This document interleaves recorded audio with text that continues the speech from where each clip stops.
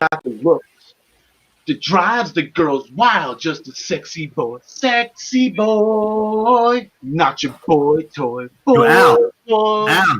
John, if I've told you once, I've told you 1,000 times, do not interrupt me when I'm putting my face on for the show. Dude, we're live.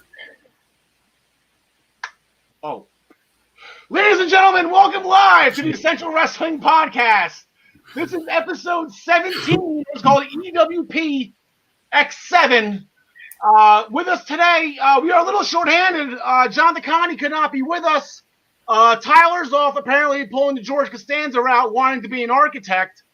So we went to the bullpen, pulled out Ryan Joy from minutestobelltime.com. Ryan, how are you today, pal? I'm great. Thanks for having me on. And in reference to John DeConnie, I will. There you go. PWP champion John DeConnie had a private commitment today, and I'm actually a little jealous. I am actually not doing what he's doing right now with what he's doing. And with us, as always, John Smith. How's everything going today, pal? You got it as the NXT senior correspondent. We're going to get to it. You have a huge night ahead of you tonight. Big night tonight. I'm super excited. And I guess I should have worn this X8 shirt next week instead of this. That would make more sense. Today is X7. Today is our Rock Austin 2 episode. Today is our Triple H Undertaker 1 episode. And again, another hidden gem of a match. I know they acknowledged it a couple of years ago when they did a top 10 WrestleMania countdown and whatnot. I think it was like WrestleMania 20. Chris Benoit and Kurt Angle tore it down that night. If you want to see a great wrestling technician match, that one's for you. In the meantime, today on the Essential Wrestling Podcast, it's Roman Reigns' yard once again. Karrion Kross's shoulder injury is worse than we thought. Deonna Purrazzo gets the last-second decision to win the first ever Iron Knockouts match. The WWE Championship match is potentially set for Clash of Champions, and you have to use the word potentially, because Drew McIntyre's career might be over. The struggle was real.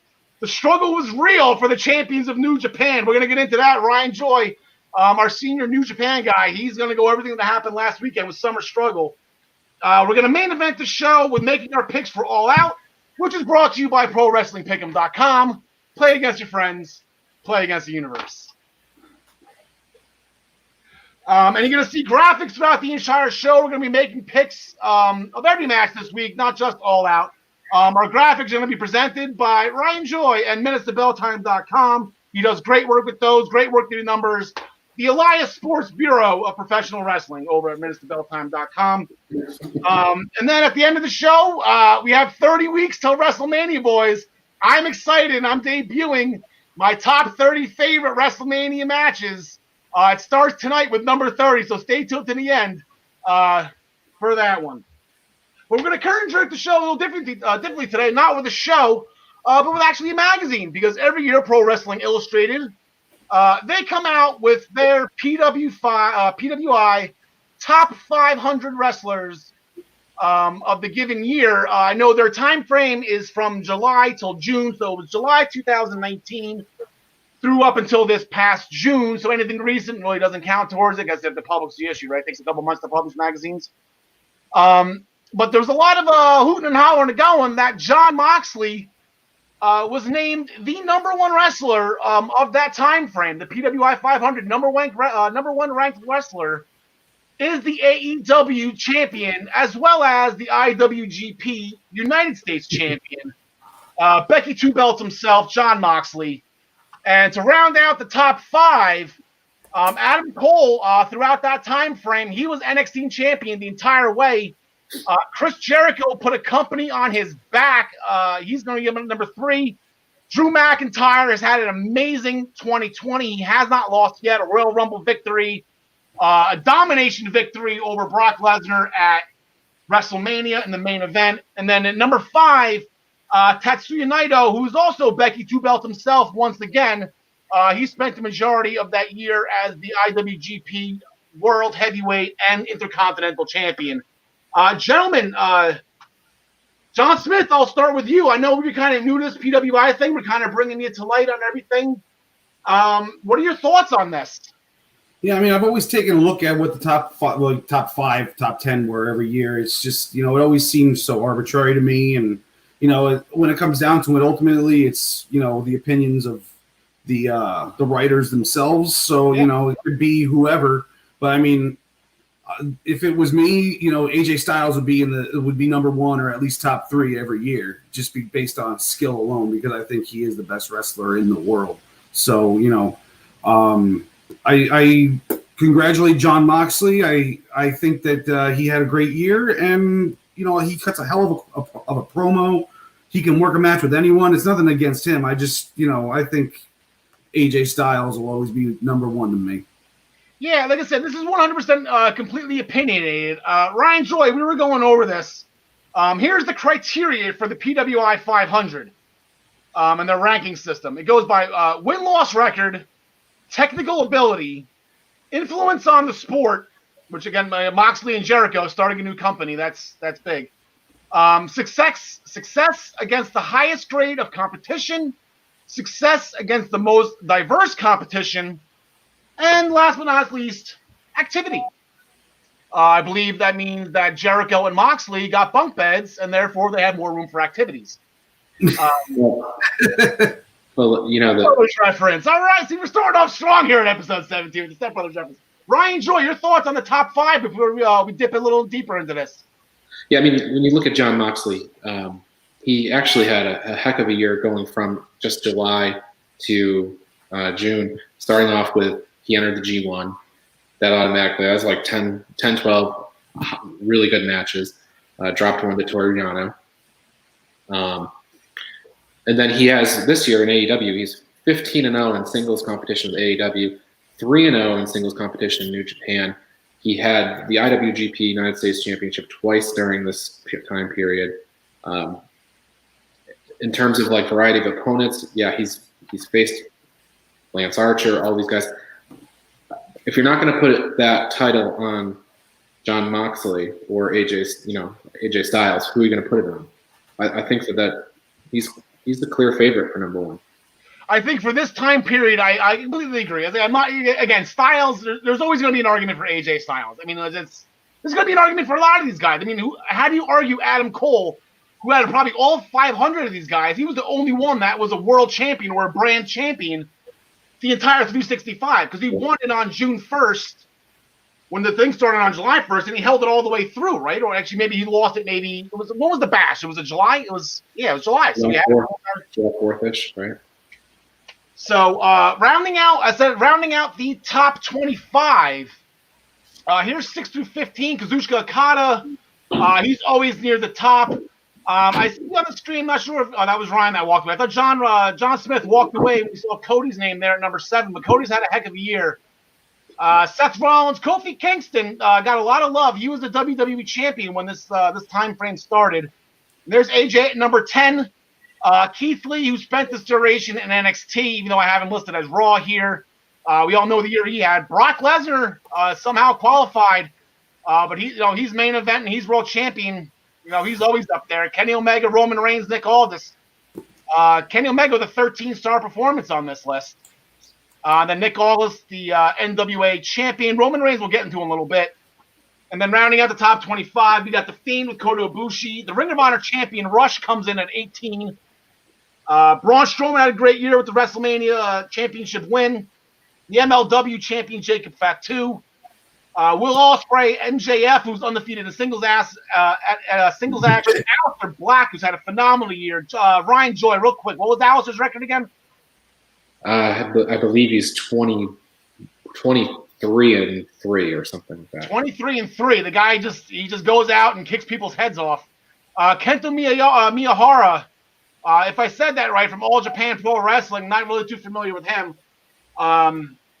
But apparently, he's pretty good. Walter up there, the NXT UK champion. Walter's always does dominating performances. So, gentlemen, real quick, any more thoughts on the top 25 before we move forward? Anybody that's missing? Anybody that was omitted? Anybody you believe was ranked too high? It's not named Cody, John Smith? Then I got nothing. All right. Ryan Joy, anything from you? I would have really liked to see the French-Canadian Frankenstein PCO make that top 25.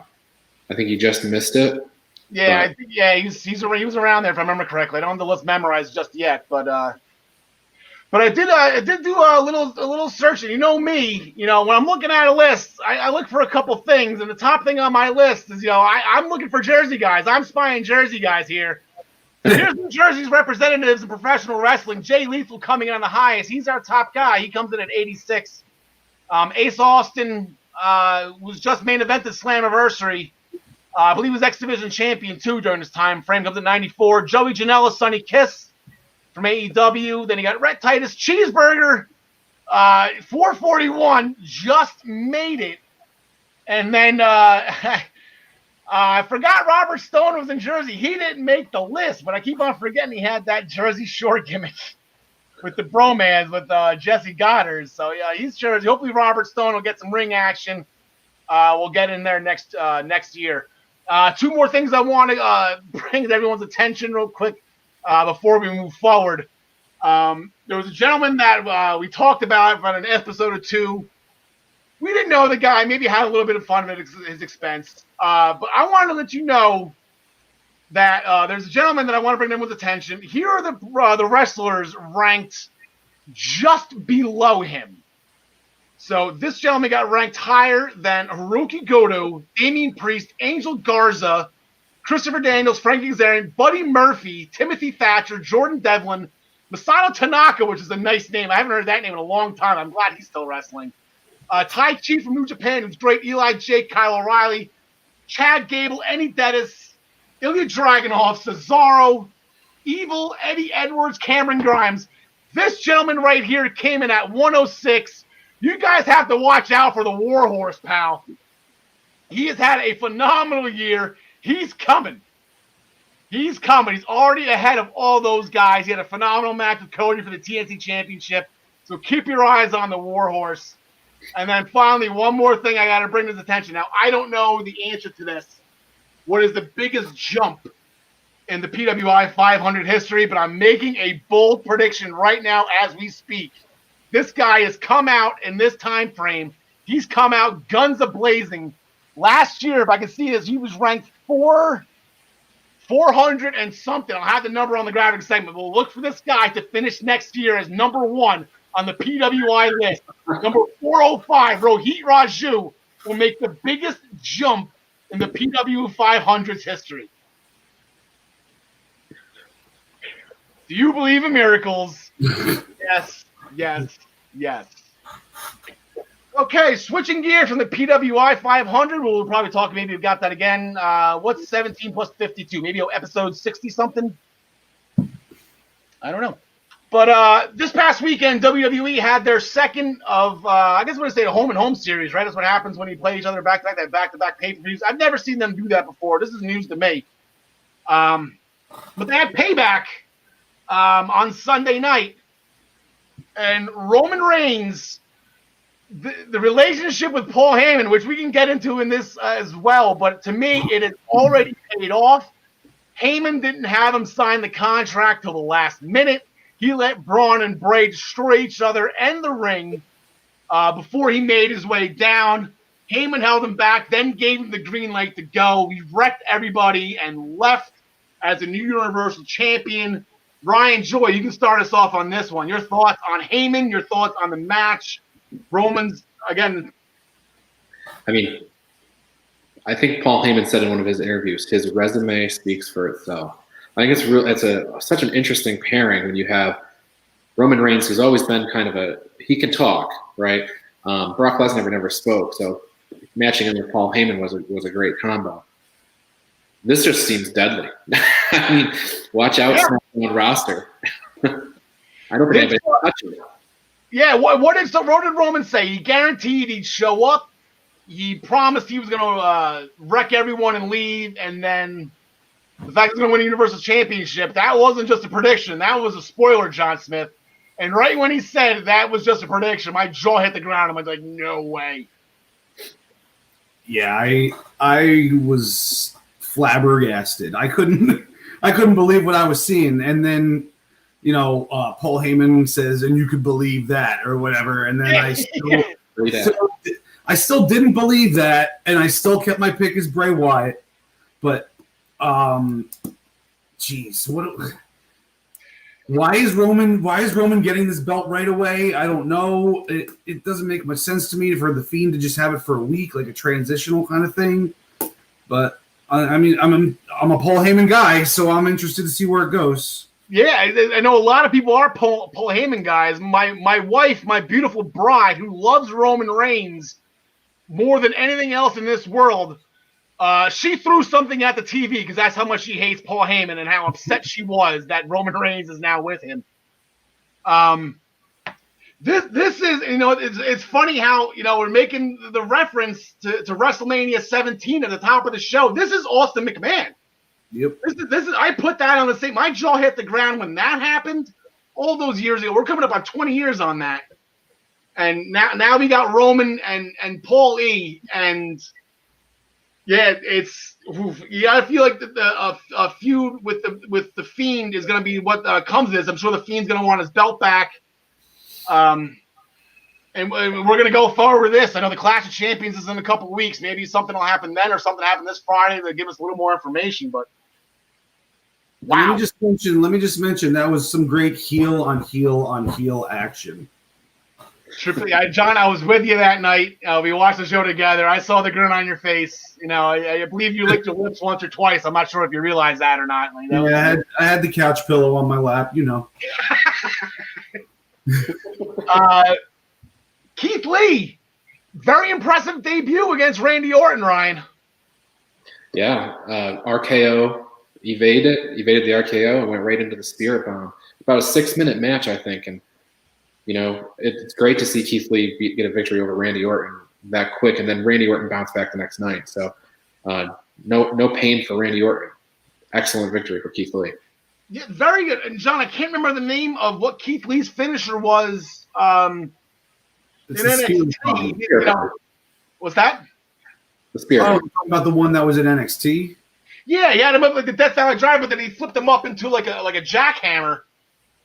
He's using the Spirit Bomb now. So he used it on Sunday for the win. He used it on Monday, which we can get into briefly a little bit right after this against Dolph Ziggler and against Seth Rollins. But he's using the Spirit Bomb as his finisher. Any thoughts on that or anything on the match? Keith Lee was your guy. He was your NXT guy for a long time.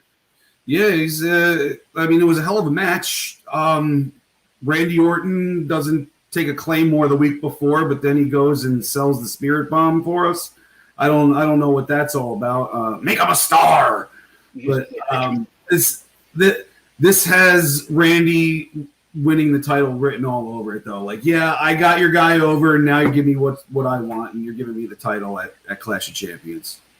Yeah, if you're looking at who they're putting Keith Lee up against real quick, you got Randy Orton, you got Dolph Ziggler, you got Seth Rollins. You got 3 guys that can make a big man like him look good, and he has. And we'll get into him a little bit more when we talk about the triple threat from last night a little later in the show. But yeah, Keith Lee's off to a roaring start. We have new women's tag team champions. A lot of us here, I don't think saw that coming. In the belief that we'd rather see, John Smith. I know you said for a couple of weeks now, so that's why it's kind of been sticking in my head that you'd rather see these two in Raw Underground than as friends, as champions. So, John Smith, you can lead us with this. Your thoughts on Shayna Baszler and Nia Jax as our new tag team champions? Yeah, that was the biggest shock of, besides Roman coming back. That should have been on at SummerSlam because we didn't see it coming at all. But, yeah, I would rather see them in Raw Underground. I like that Shayna Baszler is getting exposure, though. So any way for that to happen is fine by me. I just hope that it all ends up with her choking out, Nia down in the Underground at some point. Yeah, and it said choking out. The way that Shayna won that match, she had Sasha Banks in a leg lock, and then she had Bayley in her not the Oslock, Karabuta clutch. Yeah, the Karabuta clutch. But then she dragged Sasha's arm around Bayley's throat to choke Bayley with Sasha's arm. And then Bayley was the one that tapped out. I mean, I think that's kind of an important thing to realize here. as we possibly now, 17 years after the fact, could possibly get Bayley versus Sasha Banks. Has it been 17 years? Yes. Shayna Baszler is really growing on me in this role. I think that at first this reluctant tag team I didn't really care for, but the last couple of promo segments that they've been in, I think they've got pretty good chemistry. Yeah, I mean, it's gonna be fun to see what they did. It's funny. I mean, I thought, and I'm actually happy they stuck with it. Last night on Raw, Sasha and Bayley didn't show up. They're not allowed to be there now.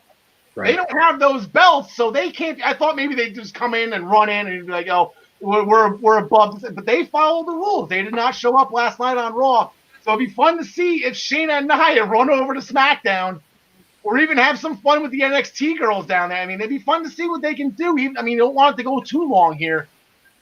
But you know, I guess I'll make the prediction now. Nia is going to be the one that loses the belt for him, and Shayna's going to snap. And I think that's maybe where they go with that. That's how that picks this feud back up. And the opening match of the show, fun match, very, very hard hitting, very well done, very well competitive. But Bobby Lashley, he won back MVP's United States Championship from Apollo Crews. So MVP got his belt back in the Hers business, John Smith. Yeah, and the new U.S. title is where it belongs, and now it's official. So now you got to stop calling it MVPs. It's Bobby Lashley's now. And I did notice, though, that the WWE graphic did still have the old belt on Apollo Crews. But yeah, well, it wasn't on Apollo Crews. It was on the when it comes up, when the title belt comes up for the match, it came up as the old belt. But last night on Raw, they changed it. I'm sure Vince lost it. Because I noticed they changed it last Monday night on Raw when they went over the highlights. United States Championship, and it was MVP's belt. Brian Joy, your thoughts on the match? And I guess the Full Nelson has a new name, the Hurt Lock. The Hurt Lock. I thought it was the Full Lashley for a few weeks. You know, I think all of us predicted Lashley was going to take that. Maybe somebody picked Apollo, but so a bit of a predictable outcome, maybe, but. I liked the match. Thought it was great, and the right guy won. Yeah, this was. I would have bet top dollar on Lashley on this one, only for the. I mean, I did bet him. I was right. It was just Lashley over anyone. It's hard to pick against Lashley when it's 1-on-1 straight up. But they. This was very reminiscent of Shinsuke Nakamura winning the United States Championship after a failed feud and a failed WWE title opportunity against AJ Styles. So it's kind of like. Okay, you had a great feud. We knocked you down. Here's a way to bring you back up. Type deal. So I feel like this was almost this. I would have bet top dollar on this one. But yeah, so Bobby Lashley's gonna be tough to get that belt off of him. Gonna be tough to get that belt out of the Hurt business. And then the last match we'll talk about from Payback. The Mysterios. Sounds like a Mexican breakfast cereal. Mysterios. Defeated Murphy and Rollins after Dominic made his real father proud with the frog splash. Eddie was probably smiling from above and pinned Murphy for the win, Ryan Joy. You know, I thought that it was interesting because ahead of this match, they had already announced Ray versus Rollins on Monday. So I was like, this is a perfect period to put at the end of this feud. The good guys win.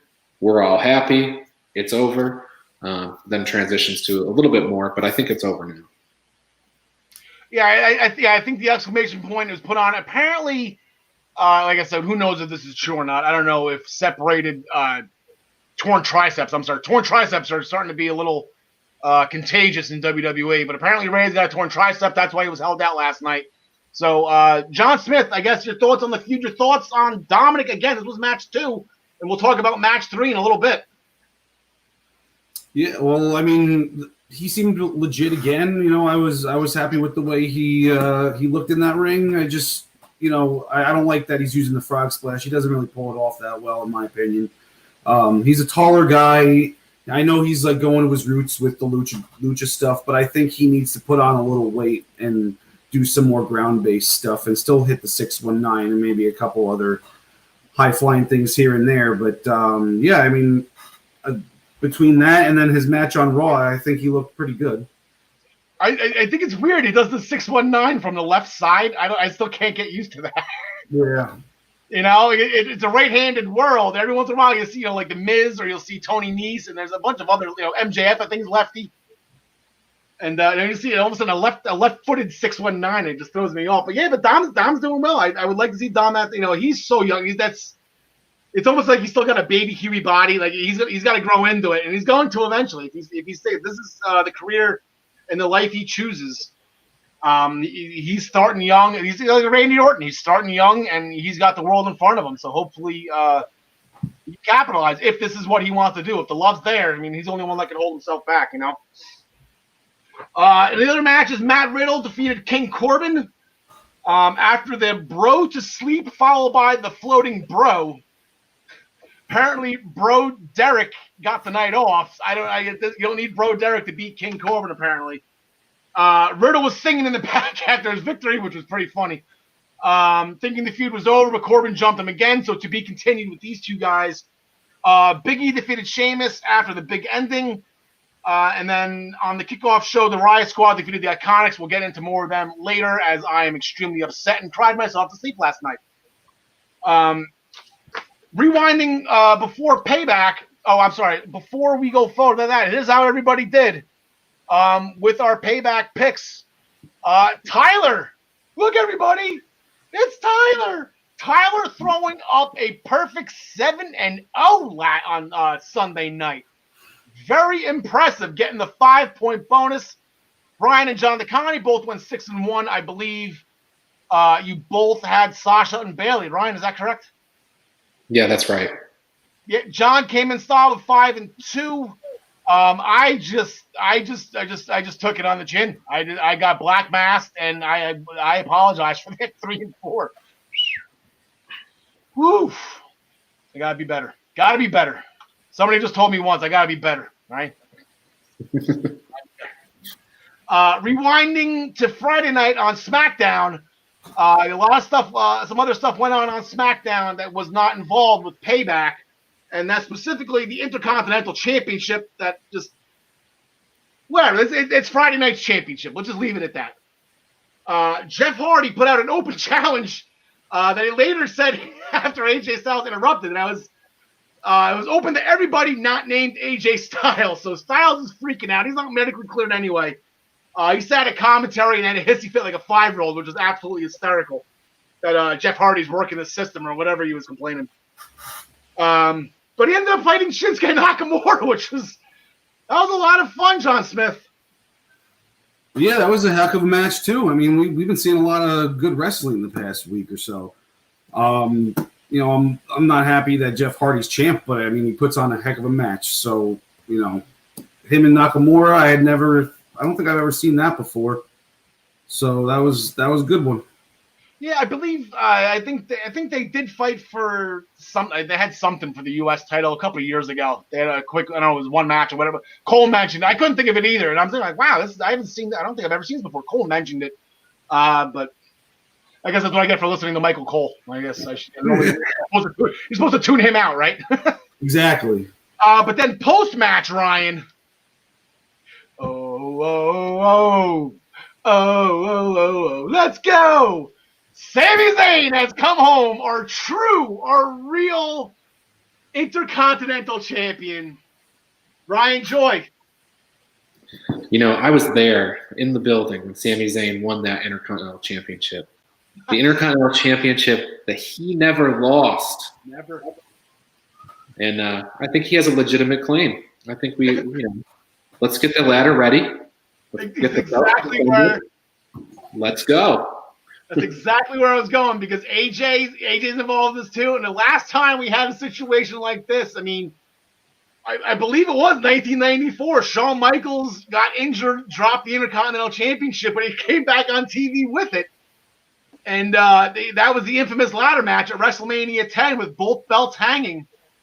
That Razor Ramon won. So I would love to it would be a nice little throwback. And then he had to throw 3 guys with that caliber of Jeff Hardy, AJ Styles, and Sami Zayn in a ladder match. exactly. That was the first thought that came to my mind, and I really hope that's where the end game is. I mean, if that that match should be at Clash of Champions. To take it off SmackDown for one show. Well, Sammy was going backstage, running around, ran into his two buddies again, mentioning Shinsuke Nakamura and Cesaro. Ryan, they weren't too happy to see him. Yeah, lukewarm reception for Sami Zayn. They were not nearly as happy to see him as I was. They dismissed him and to finish their conversation. Sami Zayn's not really welcome anywhere, I don't think. No, John Smith, he disappeared. I don't know the real reason why he left. I mean, I know he's all over Twitter. He's not really one of the guys that pay attention to a lot of stuff political, which doesn't really do it for me, I guess. But Sammy was on for 4 months, but he never called him. That's the no-no when you're friends. When you don't see your friends, you got to call them. You got to let them know where you are. Yeah, absolutely. And I mean, I don't think he has like a real legitimate claim to that title. I mean, maybe like a Shawn Michaels style claim to it, but you decide to take your ball and go home and not defend the title. Then how you gonna what justification, kayfabe or not, do you have to say that title's still yours? I'm interested to see what he's got to say. Yeah, but the thing is, I want to say this was planned. I feel like Sammy gave them enough of a heads up that he was probably gonna, take the leave. Like Roman, like whoever, like everybody did, or whoever did for the COVID reasons. If that was the reason why Sammy left. But the weird thing was, he thought he was gonna stick around because he beat Daniel Bryan at WrestleMania. So I was like, okay. So I don't know if maybe this was planned or not. I feel like there was. It's a little weird because if they knew Sammy was leaving, then I think they would have just gave it to Daniel Bryan. But it's a little I'm not weird. privy to those meetings. I don't know, Mr. McMahon. I know you were watching. If you want to just comment us on the I-95 Sports Network page on YouTube, we'd love to hear from you. And then with Cesaro, after that meeting, Cesaro went out and had a one-on-one with Kalisto and John Smith.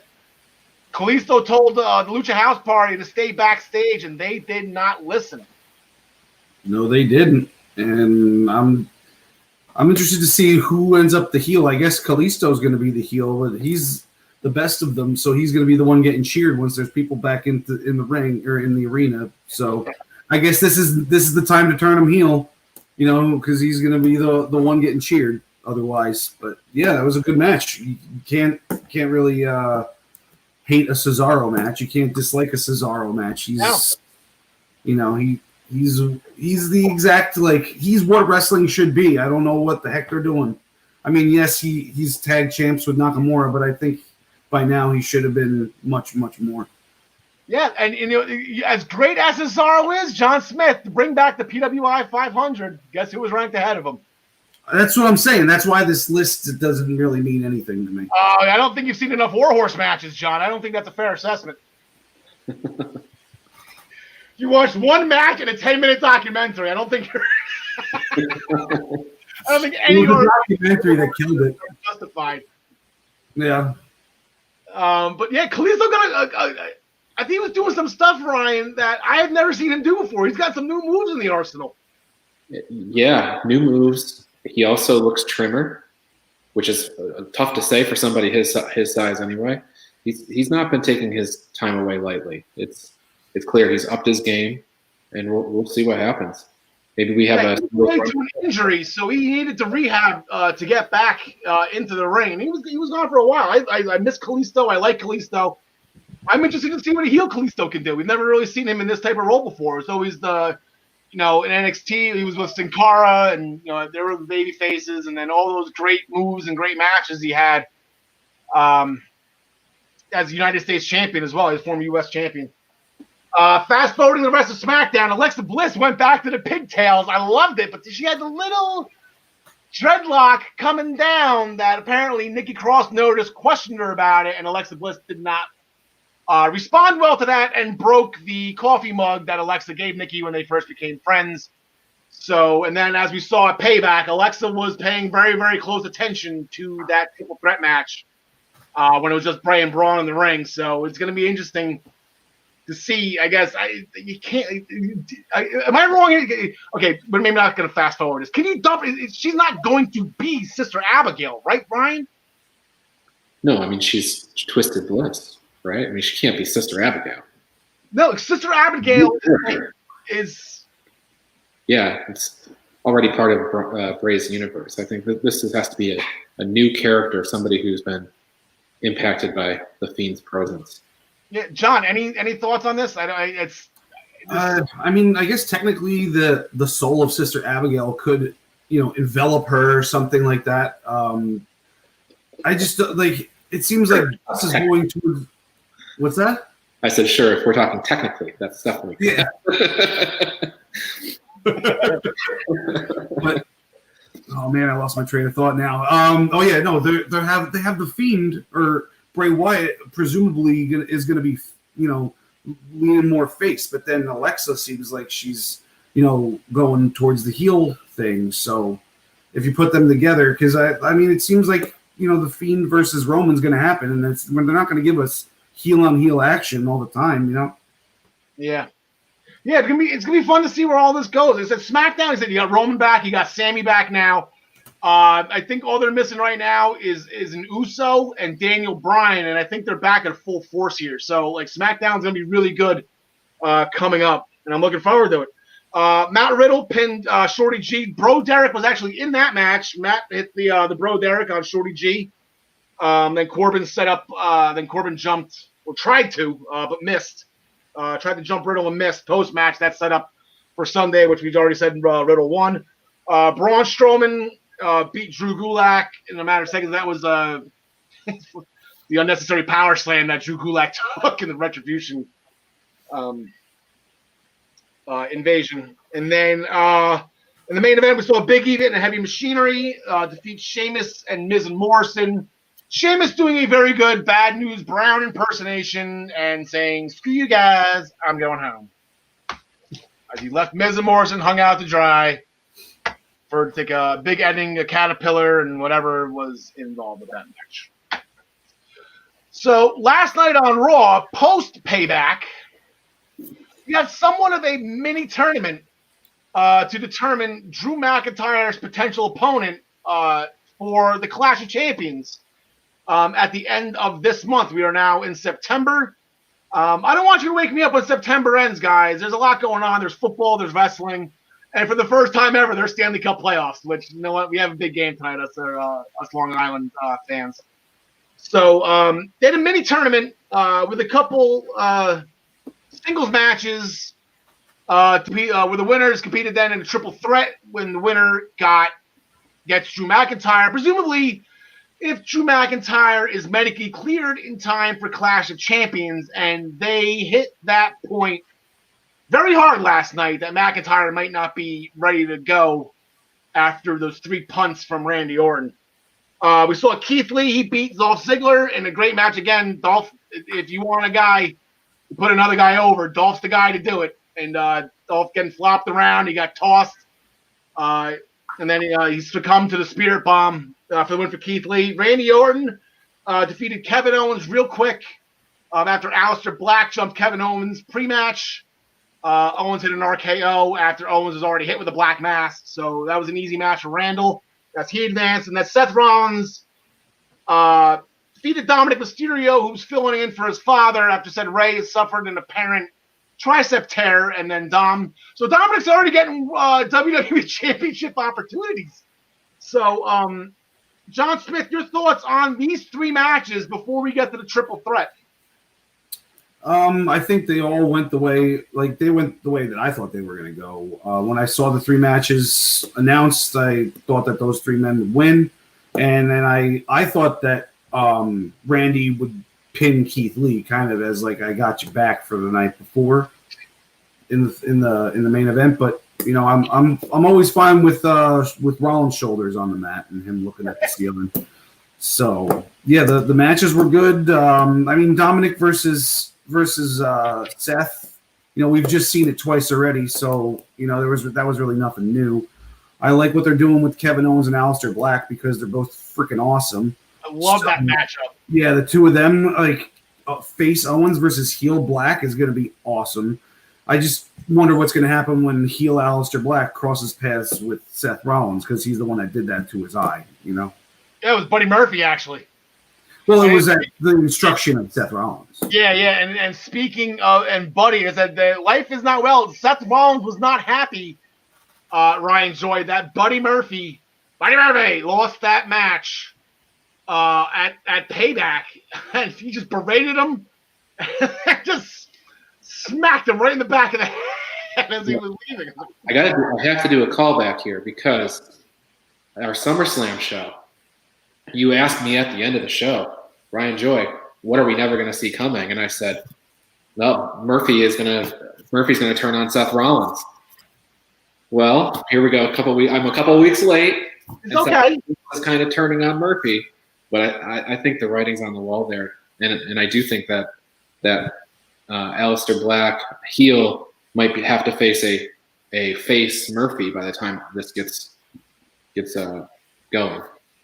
Yeah, we have a new month here, so like I said, it's actually, we've been true to form. We've had one Aleister Black versus Murphy match in some way, shape, or form once a month. That's all I ask. So hopefully at some point in time, that's going to happen. So those three, so we got Seth Rollins, Randy Orton, Keith Lee in a triple threat match in the main event. Wasn't a very long, dragged out match. I was excited. I like this matchup. Three very, top-notch wrestlers for the right to challenge for the championship. And I know John Smith, I know he said he thought Keith Lee was going to do it. I thought it went exactly. Keith Lee looked strong. He got the spirit bomb in, but then took an RKO. But then Randy, instead of pinning Keith, he actually put over Keith Lee move and pinned Seth Rollins. That's again, Keith Lee is, I believe, rocket up the tush is the phrase, Ryan Joy. Yeah, I think you're right, and that was smart booking. In fact, the booking's been great on the last several weeks. And Keith Lee is a ready-made challenger for when Orton wins that title from Drew McIntyre, if that happens, or if Drew McIntyre has to forfeit it, or whatever the story is. Yeah. Keith Lee has a victory over Orton. Orton's put over his move. Things are all the balls are in motion. Yeah, John Smith, I guess you already made your comments on this match. Anything further that you want to add about this triple threat? No, I just think that Randy Orton's definitely taking that title at the end of at that pay-per-view. That's my comment. Yeah. Oh yeah, well we got a month build-up. A lot can happen. I think we have 3 more Raws until the 27th. Probably 3 more Raws. I think this is the NFL. I already sent out the email for our pool. We got to get our second dust off the second TV. So when we're watching the Clash of Champions, we can have the Saints Packers game down in the Superdome. I'm sorry. Again, I'm ragging on Hulk Hogan. I don't know why I keep on ragging on Hogan. The Viking Raiders and Cedric Alexander defeated the Hurt Business when Cedric pinned MVP. Little weird ending on that, John Smith. Like, MVP was kind of laughing that Cedric pinned him, and then he held back the post-match attack. And then they attacked him backstage. Yeah, so what are we doing here? This is maybe I like it if it was like to give him a false sense of security. Like now they're playing mind games with him too. Yeah, like false sense of security. He goes to the back, and then all of a sudden he gets jumped anyway. So anything the Hurt Business does is golden right now, and I love what I'm seeing with them. Yeah, and then Ryan, the Hurt Business went into Raw Underground, and it was supposed to be Shelton Benjamin versus Apollo Crews, but it turned into a 3-on-3 real quick once it spilled outside that ring. And they're owning Raw Underground. Yeah, I think what happened there is they read Roman Reigns' shirt right before the match, and they didn't leave really anybody standing. That should be the back of their shirt instead of "I'm in." I'm sure somebody had it like, "Oh, MVP or whoever." Like, "Oh, well, we should have thought of that for the back of our shirt." Your Hurt Business, wreck everything and leave. Yep, that would be great. But trying to get through this segment is a little bit of an emotional moment for me last night. I saw it coming a mile away. when they announced that the Riot Squad was going to fight the Iconics, the winners get a tag title match, and then the losers had to never team again, or whatever the phrase they use. It wasn't disband. But then they had disband. Was it? Did they say it? Because it was disband. Because Johnny actually asked me what disband means, so I had to define for him. And then they had the pre-match interview with the Iconics, and they even said tag teaming to them is more important than anything in the world, more important than any titles, more important than life itself. That those two are together, and they did the Iconic thing one last time, and then it done and done. And Jersey Girl helped with it. It wasn't, Liv didn't get the pinfall. Ruby got it, but it was a nice combination of almost like a code breaker into the Riot Kick. It was a very nice combination from the two of them. So they're starting to work together as a team. Ryan Joy, what is your fondest Iconics memory? Their debut when on the main roster when they destroyed Charlotte.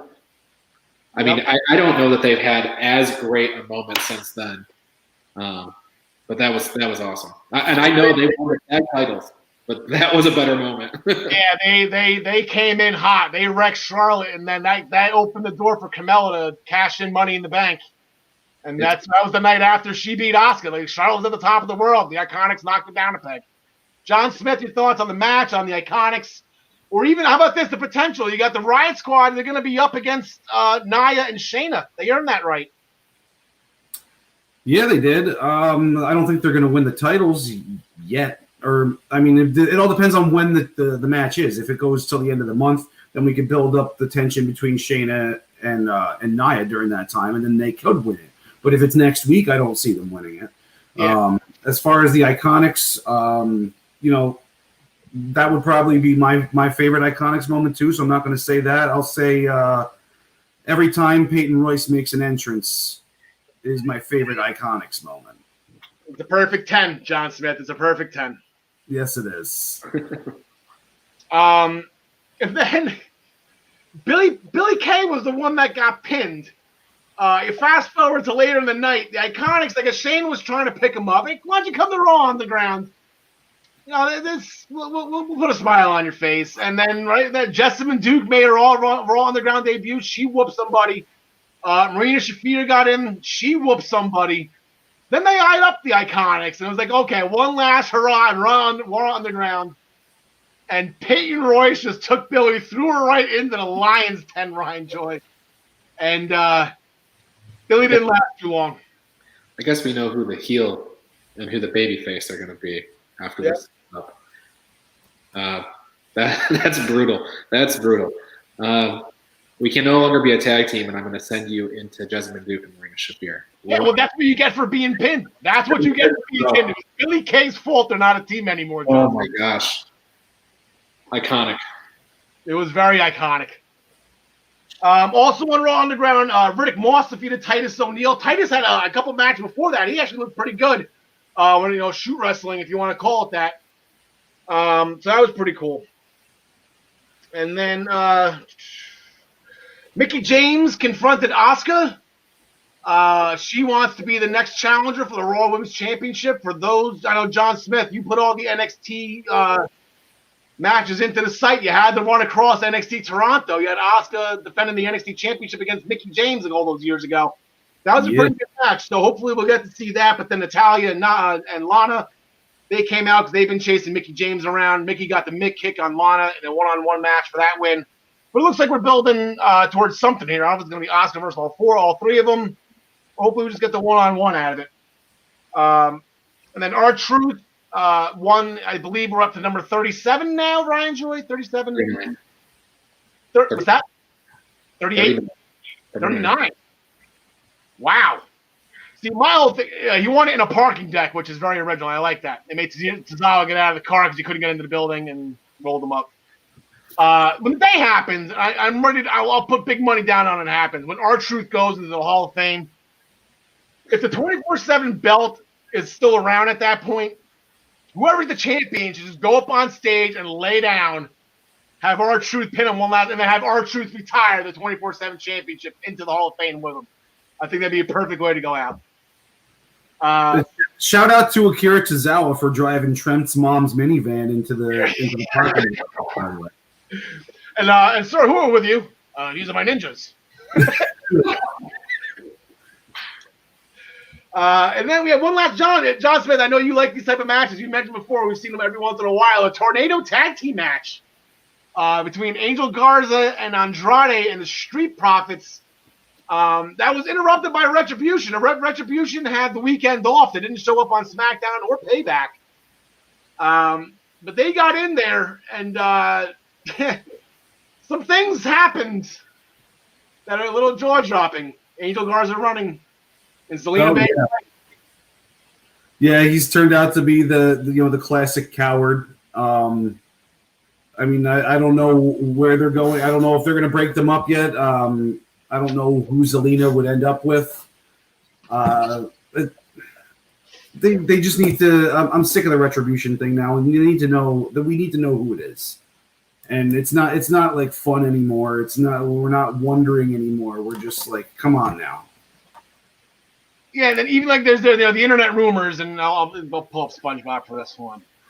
Yeah. Even like the internet rumors, like, all right, this week's Retribution members are, and then they list the guys, and then the next time they're out, they're not even the same group of people, which is, and then some days there are only 6, and then some days there are 20. On Monday night, like I said, 4 women. They had to have been women. WWE really doesn't do the crossover intergender. Not anyone not named China. Zelina Vega was outnumbered 4-1, and she started swinging. That's where Angel Garza is going to get bit because he ran twice, and Zelina took it. So Zelina's not going to be happy. I would hate to be him when Zelina gets his hands on him. But yeah, it's okay. Where are we going with this? If we're going to go somewhere, where are we going here? Especially now they're taking nights off too. Oh, jeez. So that was Monday Night Raw in a nutshell. Going forward, we got a big night ahead of us tonight, guys. They're calling it Super Tuesday on NXT, but the Tuesday Night Wars have begun for this short time. It's going to be NXT versus Impact. And both shows are pretty loaded tonight. We're going to start with Impact first. We're going to kind of go over Emergence into tonight's episode. First off, shout out to our Impact senior correspondent, John DeConnie. Nailed the mystery opponent for Eddie Edwards. He threw out Rob Van Dam pretty confidently, and then the whole effing show came out, and I was like, wow, John DeConnie, boom, there you go. Eddie Edwards, Rob Van Dam missed him with the 5-star frog splash, and then Eddie Edwards hit the Boston knee party for the win. And then post-match, here we go. We're gonna roll right into it. We're gonna try to do 2 and 1 here. Eric Young came out, and this is setting up tonight on Impact for the Impact World Championship. Eddie Edwards is going to be defending it on a weekly basis, and Eric Young is picking tonight to do it. So, John Smith, who do you got? Well, I had picked Eric Young as the guy last week. I guess I was a week early on that one too. But I don't see Eric Young winning this. But they did do the whole the commercial for their next pay-per-view. It's centered around Eric Young, so I feel like something's gonna happen where like he's gonna have another match for the title at that pay-per-view and win it then. Okay. So we're going with I'm going with Eddie Edwards today, or just like no matter what happens, Eddie Edwards doesn't lose the title. He could lose by a count out or something. But yeah, like I said, this is like I said. Eric Young came out spouting out that he's playing checkers while Eddie Edwards is playing chess. Eric Young is a thinking maniac. He wants to do stuff on his time, on his schedule. And, John Smith, that's not a bad idea. Ryan Joy, if Eric Young's game plan is tonight to get himself disqualified and just beat the holy hell out of Eddie Edwards. Yeah, like John said, like you're alluding, Eddie Edwards is going to leave with the Impact World Championship. The Bound for Glory pay-per-view is going to be centered around Eric Young. This match, he'll soften him up. Maybe a little shoulder injury or something. Maybe a separated shoulder that seems to be going around, or a torn tricep maybe. Yeah, exactly. Ball fracture. One of those common wrestling injuries may occur tonight to make him vulnerable for Bound for Glory. All right. Yeah, I'm gonna go. Eddie Edwards. I'll just got him going. So this is gonna be defense number 5 for him. Tonight's title defense number 5. So he's got 4 more to catch Cody. I Yes. want him to beat Cody. That's all I want him to do. Eddie Edwards is out open challenges Cody. That'd be great. And then Rob Van Dam spawning off that match as well. He's got a ready-made feud going with Sami Callihan. Sami Callihan ruined RVD's girlfriend's Katie Forbes' photo shoot by superimposing his face on hers, which is pretty funny. Sami Callihan and Rob Van Dam are going to get at it tonight. Ryan Joy, who do you got? Rob Van Dam. Sami Callihan is not having the greatest of years. If you look at his record, it's 2-5. He's definitely losing more than he's winning. Rob Van Dam's just the opposite, winning more than he's losing. So I'm going to go with the odds, play it straight. Rob Van Dam. There you go. John Smith. I don't know. I think I'm going to go with Callahan because I think this might just, this might be building up towards something bigger at the pay-per-view too. Because I feel, what are they, a month away? It's at the end of October. We got about 7 weeks. Oh, okay. So it is a little early. I'm going to go with Rob Van Dam then. Yeah. Yeah, I want to take RVD as well. How often? I mean, we don't really pick RVD's matches that often. I think this is probably the first one since this show started. Because he was a part of that cancel culture with Joey Ryan, who's not with the company anymore. So it had nothing to do with Rob Van Dam for his anniversary. So, I'll take this. Who's got it better than RVD? Maybe Peyton Royce should use her entrance, though. What's her name again? Katie Forbes? Yeah, Peyton Royce should do that entrance from now on. That would be my favorite Iconics moment moving forward.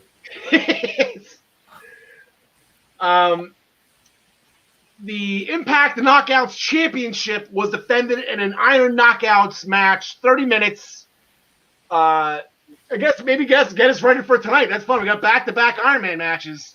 Last week was 30. Tonight will be 60 for NXT. We'll get to that in a second. But Deonna Purrazzo, John Smith, the last second tap out from Jordan Grace, and Deonna Purrazzo remains your champion. The end of that match was so Impact, though, man.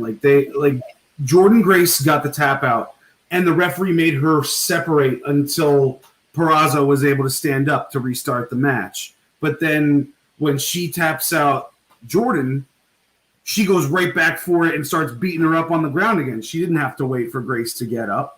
So that was kind of, a continuity error in my opinion. But, the ending, I think if it was, a couple better wrestlers, I think it would have looked a lot better. But I think they kind of flopped it at the end. Ryan Joy, the fun things about Iron Man matches, you got a clock going and a scoreboard, and leave it up to Impact. He gave it neither. Yeah, well, that's because another thing that is so Impact is the 27-minute 30-man Iron Man match. Yeah, probably. That's I timed it. It was only you timed it. So it didn't quite go the full distance. So she had more time. I actually, maybe a little contrary to what John was saying, I actually think that these two are really well matched in the ring. I like their matches. I wouldn't mind seeing another one. These two hit each other hard. These were hard fought matches, the two that we saw at Slammiversary and last week. It's gonna be interesting to see where they both go from here. I don't know if there's gonna be a third one or not. Normally, when somebody gets two straight, the feud's over. They just go forward. And then the other match that was at Emergence, John Smith, great match between Willie Mack and Brian Myers. I really enjoyed that. Yeah, I really enjoyed it too, man. I don't know what more to say other than that. It makes me want that Kevin Owens versus Willie Mack match that you keep asking for more and more. Brian Myers got the win. Brian Myers got the win after pulling the trunks by hook or crook. Brian Myers is going to get in the win column here, Ryan Joy. Yeah, it's like I said when we talked about it last week. Kurt Hawkins has apparently taught Willie Mack about the losing streak. So really resume the losing streak, and Brian Myers is picking up victories now. All right, so there was 3 matches last week at Emergence that counted towards the pool. Myself and John DeConnie, we got all 3 right. Ryan and John, you went with Jordan Grace to get the title back. Didn't work out for you. John and I got the extra 5-point bonus. Tyler failed for the 2nd week in a row to get his Emergence picks in, so he's still stuck in last place at 4-3. So that is Impact from Emergence. But going forward, we got 2 more tag team matches. Well, one's a tag team match. One's a potential tag team match. Where are we? Here we go. We got this match right here. We got Ace Austin and Madman Fuller against the Rascals. This stemming off a pretty heated altercation in locker room talk. Madison Rain lost a little bit of control, Ryan Joy. She sure did, and doesn't want to go anywhere near her couch anymore, I guess. Well, that was the previous locker room talk. Confused about what it means to be green and whatnot. Yeah. But as far as this match goes, I'm leaning towards Fulton and Ace Austin. Yeah, I got no reason to bet against Ace Austin and Madman Fulton here. The Rascals, they might just be too small. I mean, Madman Fulton could probably take them themselves, John. Yeah, I'm definitely going with Ace and Fulton. I think they'll probably put on a nice little match, but Fulton, I think, is going to dominate them, and then Austin will take the pin. I think we'll get the pin. He'll give him the pin. And then the other potential tag team match, like I said, I'm using the word potential because Rhino might have to go on this alone. Rhino's trying to get some payback, no pun intended, from when Reno Scum was paid by Hernandez to get the half of the money from that arm wrestling match between Rhino and Hernandez that Rhino won. Reno Scum jumped Rhino. Rhino wants the revenge against them.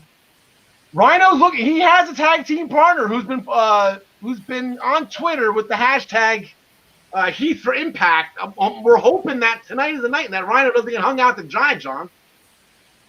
Yeah, I would love to see Heath and Rhino back in the ring together. I think that's like a perfect intro for Heath to be coming, into this roster, and then they could eventually feud one day. I think that would be a good feud eventually too. So, I'm hoping that it happens. If it does happen, I got them winning. Even if it's 1-on-2, I got Rhino winning, and maybe by interference from Heath. So, yeah. Rhino taking out Reno Scum by himself. Not by himself. That's what he said. Ryan Joy, who do you got? Yeah, I'm exact same prediction as John. Rhino either way. Yeah. I'd love to see Heath there though. I think that'd be great. But Rhino either way. Yeah, I'm with that too. You can't bet against the Rhino. Rhino and Rob Van Dam on the same show. You can't bet against CCW on this one. This is gonna be a great show tonight. And then Wrestle House might be coming to an end, guys. It's for everything. It's gonna be Rosemary versus Ty Valkyrie, winner take all, including Johnny Bravo. So that's gonna maybe possibly be the end of Wrestle House. Just a great side note: Johnny Swinger teaching the guys to walk around, throw salt in their eyes, and yell Fuji after they do it. It is absolutely phenomenal. Swingman has been the MVP of Wrestle House, and with Crazy Steve in a close second. But that was awesome. But like I said, the Tuesday Wars, the Tuesday Night Wars, as temporary as they're going to be, they are starting tonight as NXT, for whatever reason. I still haven't looked up. It's probably a Westminster Dog Kennel show or something, knowing USA Network. It's the only time they ever boot wrestling. NXT is going on tonight, Super Tuesday. We got here. Well, we started off last Wednesday. The first match of the night. We won't get to the first segment. We'll get to that at the end because of what it's spawned into. But Breezango. Yes! We forgot to mention last week that they won the kickoff match at TakeOver to earn this title match, and they got it done this time, John Smith. I couldn't believe my eyes. Although one of my first appearances on this show, I did say I saw Breezango winning the title in the next year or so. I didn't think was going to be happening this soon, though. But they definitely deserve it. And, I feel bad that Imperium didn't get a more successful title reign where they had more defenses. But, that's the times we're living in right now, so you can't really be mad about it. But, congratulations to Breezango, and I hope they hold it for a while. Yeah, Imperium they had a weird title run here, Ryan. It's almost like they got him just out of Pete Dunne getting stuck overseas, and Matt Riddle getting called up. So you got a twofer on that one. So that's how they got him. It is weird. Now with Tom Phillips kind of slipping in there last week, that NXT UK is coming back next month, which I believe is now this month. I think that maybe sending Fabian and Marcel back overseas with Walter. Yeah, I haven't checked the travel restrictions into the UK yet, but that's kind of what I was thinking as well. Because otherwise, Imperium's, like you said, their title run would be really weird because they had 2 title defenses. One of them was the Undisputed Era, and the other one was against Breezango. So kind of a weird title run. But yeah, it was great to see these guys win. Supermodel kick and a leg lariat from the top rope. Yeah. They are now the 19th different team in NXT history to become tag team champions. Next one is number 20. It'll be interesting to see who that's going to be. Whoever takes Breezango out. It doesn't have to be whoever's new next in line. It doesn't have to be whoever takes out Breezango. And also the other title match we had that night. Now I'm going to rewind you back real quick because I love me some Lucha Underground, and I actually had to look up the date. It was July 15th, 2015. Was the first time I saw King Cuerno versus Killshot, and it was an absolute amazing match. Fast forward 5 years, and we got King Cuerno, who's now our cruiserweight champion, and Santos Escobar against Killshot. Fast forward 5 years, who's now Isaiah Scott. Lucha Underground in all promotions has been shining lately, and this match did not disappoint, John Smith. Yeah, I was very impressed with this match. I can't say enough good things about Escobar, man. Everything about him just screams main event. I want him to be the guy that takes the North American title next, and he could be Becky 2 belts, Ryan Joy, thoughts on the match? And then, like I said, we'll put this up right now, and I'll give you first pick. The last 2 matches we just talked about. We got Breezango and Swerve going up against Legados del Fantasma on a 6-man tag tonight. Your thoughts on this? I like this match. We've seen this match once before. Swerve and Breezango lost in that exchange, so I think they're going to win this time.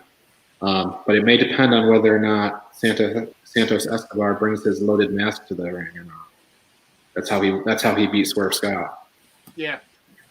That's right. He had the mask on. You can kind of see he had the little metal plate in the forehead. Yeah. Yeah. So, I'm going to go with Legado. I mean, you say the 3 of them together. It's kind of hard to bet against them. So, John Smith, who do you got in this match? Yeah, I'm taking Legado every match until they lose one.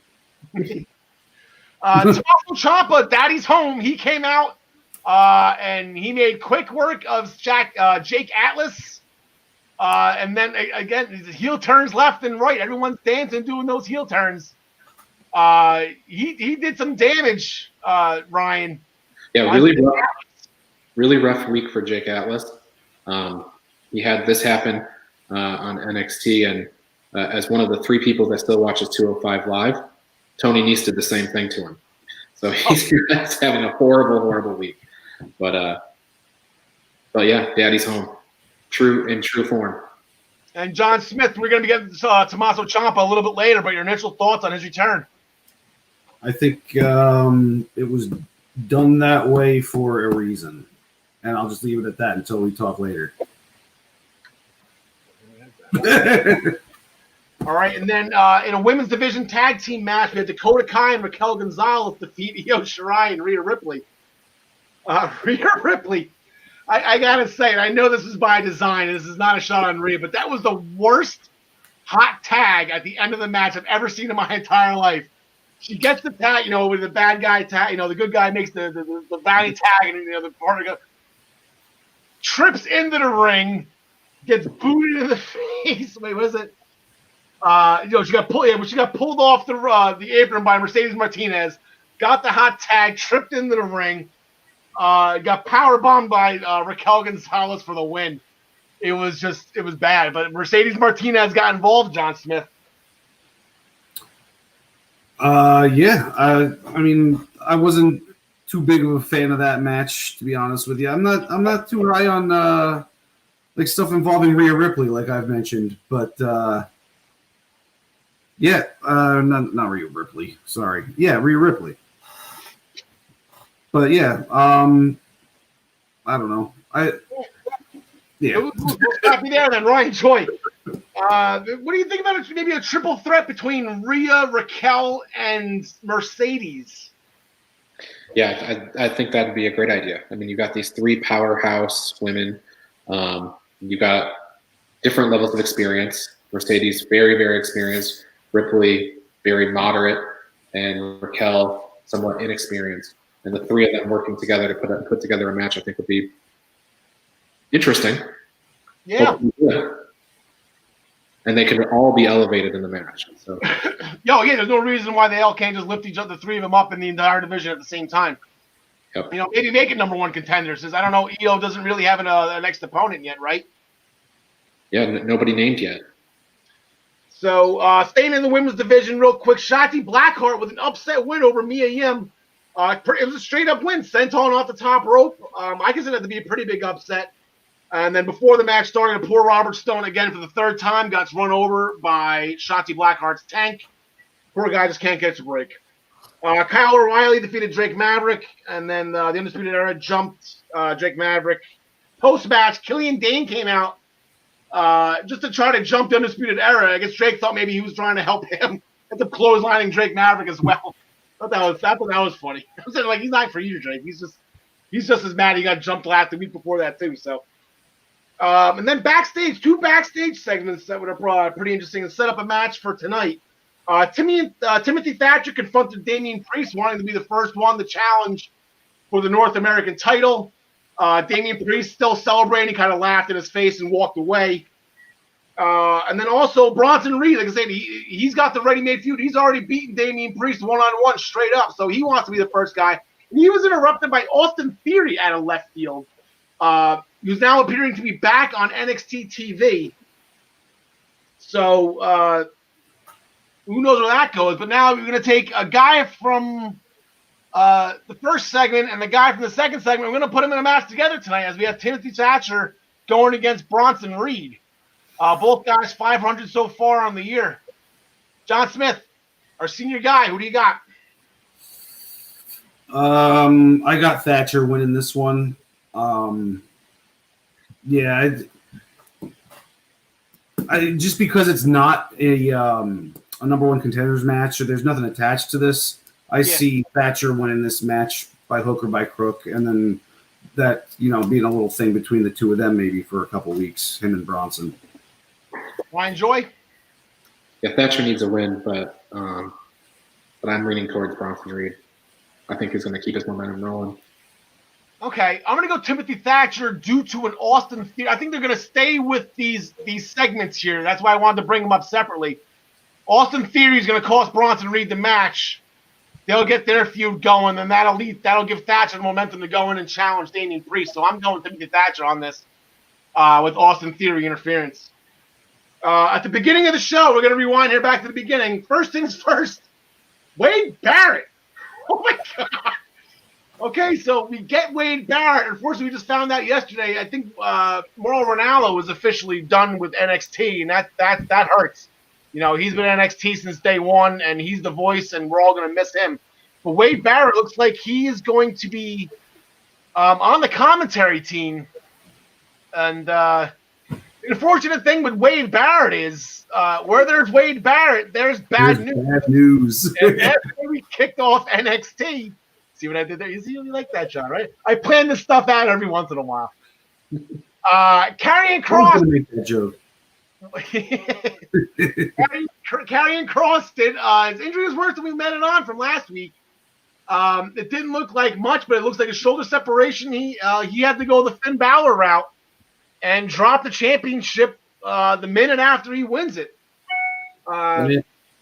So what do we do? They see there's a meeting of the minds. We got a meeting between Commissioner Regal, we got Triple H, we got Shawn Michaels, and we even got the H Train. We got Albert, we got Prince Albert, we got Tenzai, whatever. How many names did that guy have? They came up with this: 4 former NXT champions, pretty much 4 guys that are synonymous with NXT and its history. And we're going to put them in the first ever 4-man Iron Man match. And this is just got intrigue written all over it. John Smith, as our senior NXT correspondent. Holy crap. All right, let me first say that Karrion Kross, I am so happy he won that title, and I'm so upset that he had to give it up right away. I wish they could have Brock Lesnar'd him and just had him off TV with the title for a few months while he recovered. But it is not to be, because NXT is actually legit and they need a champion at all times. Yep. So when Regal started announcing this match, I hated it. I'll tell you that right off the bat. Just a 4-way match. But then at the end, when he said it was an Iron Man match, it totally flipped the script for me. I wanted a tournament, and now I think this is even better than us getting a tournament, because we don't really know what the heck to expect here. I just wonder how the scoring is going to work, because if a guy like, say, Johnny Gargano gets pinned by all 3 guys once, but then he pins 2 guys, he wins the title because he's got 2 victories and everybody else only has 1, even though he got pinned 3 times. So I don't know how it's going to go. I'm assuming that it's just like if you have a fall, then you get a notch on your points. But I don't think you get any negatives for being pinned or anything. But I think that's the way it should be. Yeah, what's intriguing me with this, like, this is gonna be this. There can't be any disqualifications or countouts in this either. Right.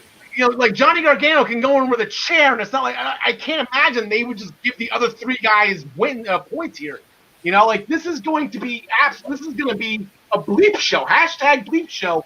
We haven't used that probably since episode 3. But this is Brian Joy. This has got bleep show written all over it. Who do you got? I think it's going to be Ciampa. Cross has a victory over Ciampa, a pretty decisive victory over Ciampa. So if Ciampa wins, Cross comes back. You've got a built-in feud right there already. He crushed Jake Atlas. Yeah, that's how I feel. All right, John Smith, you never gave your pick on that one. Who do you got? Well, I think the whole Tommaso Ciampa being, crazy and destroying Jake Atlas the way he did was to show us that he's the heel that's going to carry the company for a while, because they were going to have Cross be that, sadistic type of heel to carry the company, and I think they're just shifting over that way. I think it's going to be a tie between Ciampa and Gargano, and it's going to go to overtime, and Ciampa's going to win. The 2 guys who were never supposed to fight each other ever again. Now throwing in an Iron Man match for 60. Yep. What is ironic? Yeah. Yeah, it's funny. Again, Gargano and Ciampa are going to circle back to each other. I'm trying to think about where I see. I don't know who's going to win. I haven't. I'm thinking about this as where they're going to go. Like, where's the? I think Ciampa needs to be in it. And like, who's Ciampa already feuded? Or he can't feud with Gargano. Okay, I think that is probably going to be done until they go to a main roster or whatever it is. I don't know. He had the feud with Cole already, right? So I'm thinking, like, for the world, this is going to be Ciampa and Balor. So I'm actually going to go with Finn Balor with Ciampa chasing first. Then eventually he'll get it, and then that's where we'll circle with Ciampa and Karrion Kross whenever Kross is ready to come back. Yeah, so I'm actually going to go with Finn Balor on this. Yeah, I like any of these guys, and frankly, it might be better off on any one of these guys because they can all have matches with each other going into the future. And then Karrion Kross, this might be convenient, and he just goes to the main roster. Well, you got that way too. But you see, Cole and Gargano, they did 3 takeovers. I don't think we're going to see that again. Tommaso and Gargano's he's already had a takeover match. I don't think Gargano is kind of null and void here. You know, because he's had feuds over history with all these guys already. You know what I'm saying? You know, Finn and Adam Cole hasn't. They had one match on a Wednesday night. They could always circle back to that to begin this as well. You could do some stuff with this, but I think Finn Balor. You got to win the ratings war against Impact. I'll go with Finn. The thing about Finn Balor, though, I think they had bigger plans for him. I think they're going to keep going on the same track with what they were doing with him. I was waiting to bring this up, I guess, for the future, but I think that Finn Balor is going to be the winner of the Royal Rumble and then challenge the NXT champion at WrestleMania. That's always been in the back of my mind since he came back to NXT in the first place. And you know, now that you mention it, I might have to retract my Balor pick because you know what? I just realized again they mentioned it on that show. NXT UK is coming back. They have a takeover in Dublin at the end of October, and if you're most likely gonna have Balor and Walter. That was the main event out there. You can't have a takeover in Dublin, Ireland, without Finn. And that was the original point of Balor actually turning face and going overseas and calling out Walter. So they might actually continue. I might be completely wrong here. It might actually be Tommaso Ciampa. Yeah, all right, I'll hop on. I tried to convince myself about it, but I just completely talked myself out of it. All right, Tommaso Ciampa all the way around. Go Daddy. Daddy's home.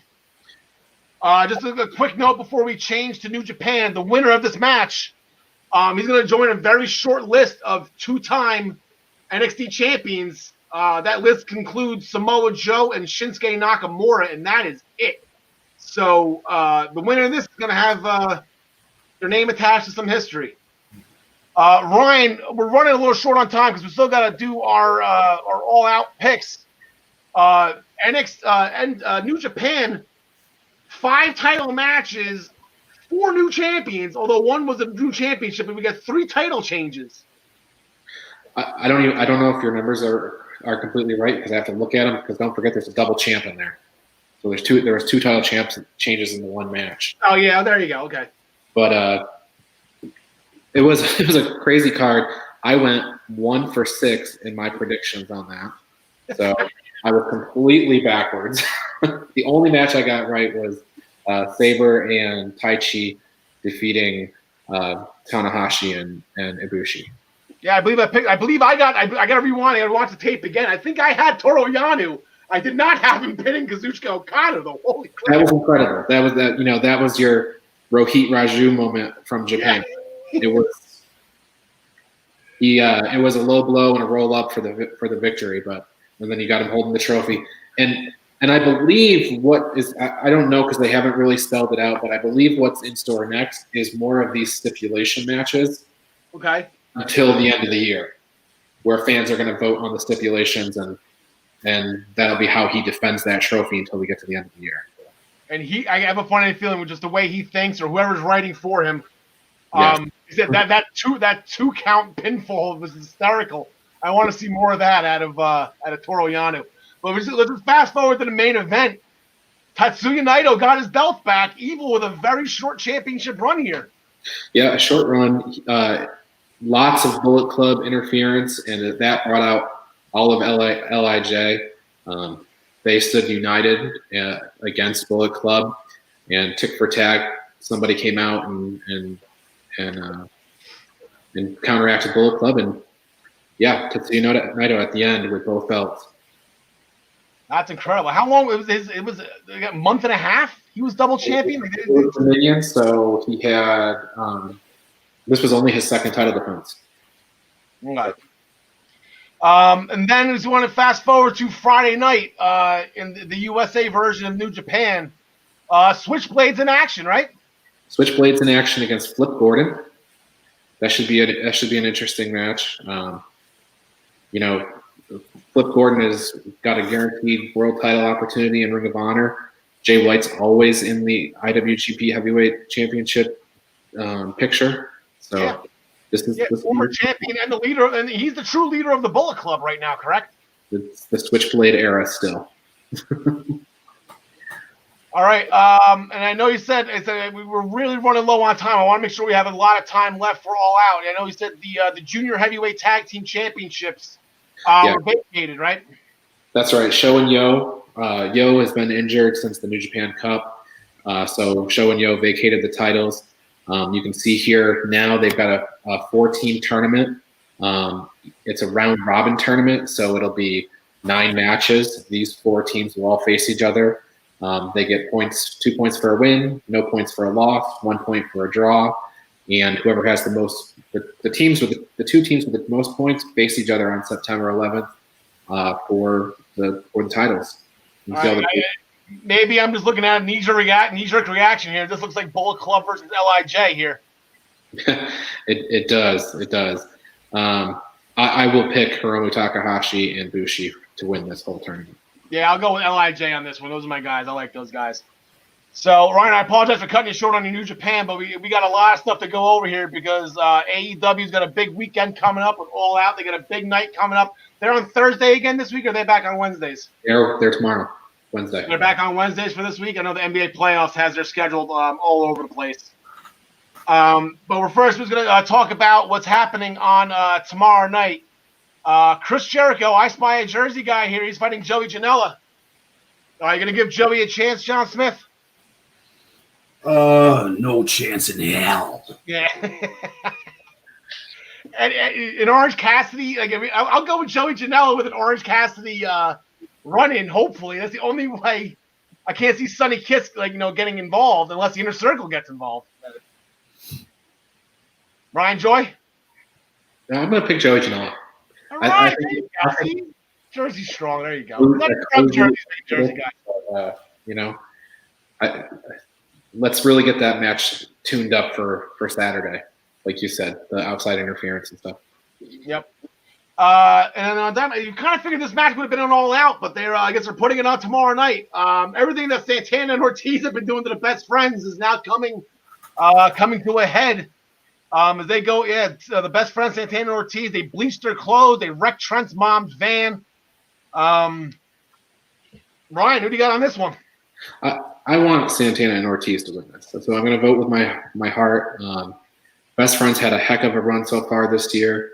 Santana and Ortiz really need the win to get going. So I'm going to pick them. John Smith, who do you got? That was pretty convincing. I'm going to go with Ryan's pick there and go with the go against the Best Friends. I was going to pick the Best Friends, but like I said, that was a pretty convincing argument. So I'm going against them now. Yeah, unfortunately, I'm trying to get John DeConnie made his picks for All Out. I want to make sure for those of you who want your You're good. You good? All right, you okay? No, I'm fine. Gotta make sure we get John Smith a helmet for the next show so he doesn't fall in the my wiring on my chin. The John DeConnie flavor of All Elite Wrestling picks. We do have John's picks on record here for All Out. I'll go Santana. I'll go with you guys then. I didn't hear the reasoning, but the point is they're the ones that are initiating all this. They need a win.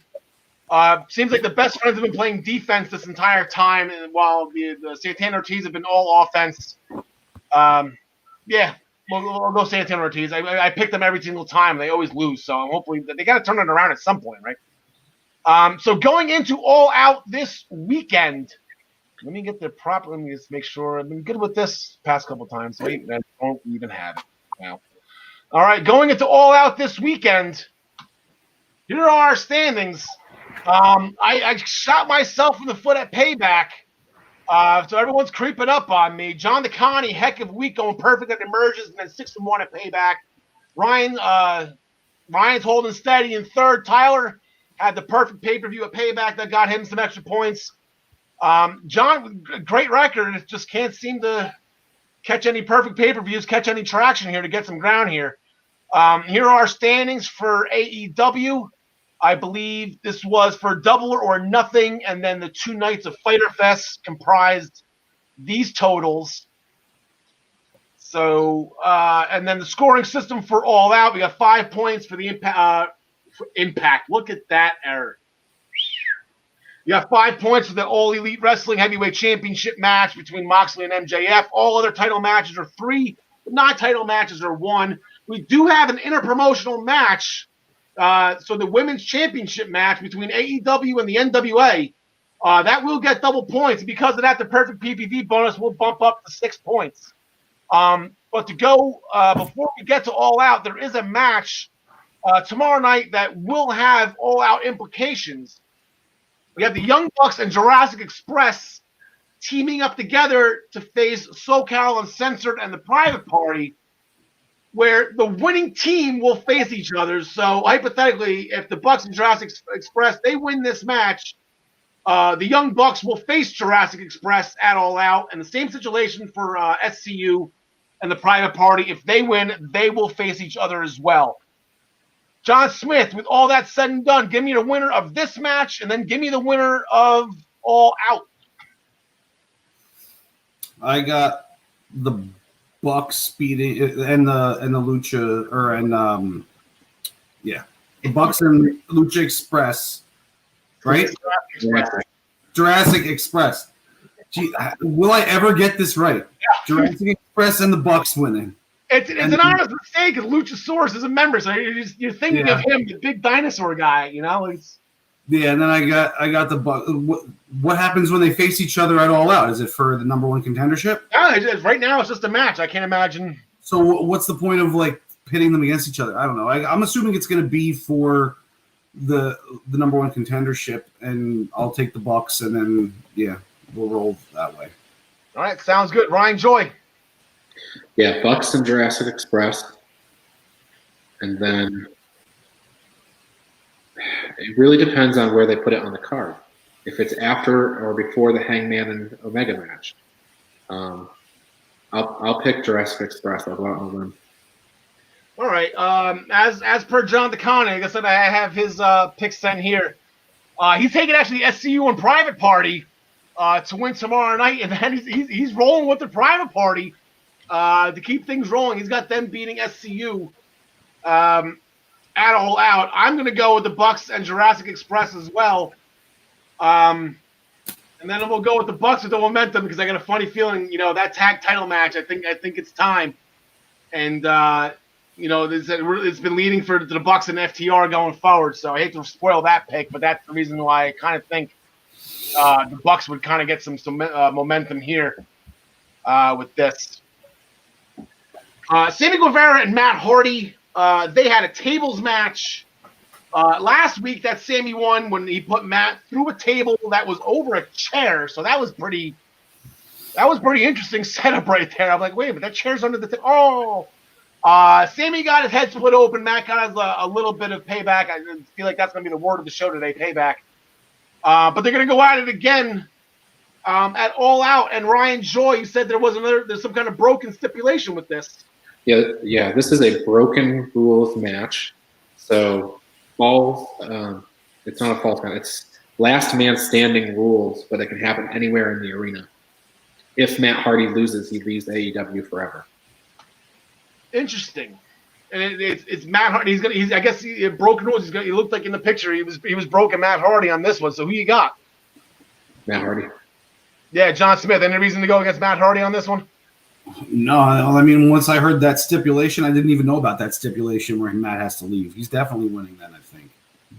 Yeah, I'm gonna go with Matty as well. If he's broken Matt and his career, he just got there. He's not leaving anywhere, right? He's not unless Matt Hardy leaves, but like broken Matt can stay. Or there's a lot you can do with Matt Hardy.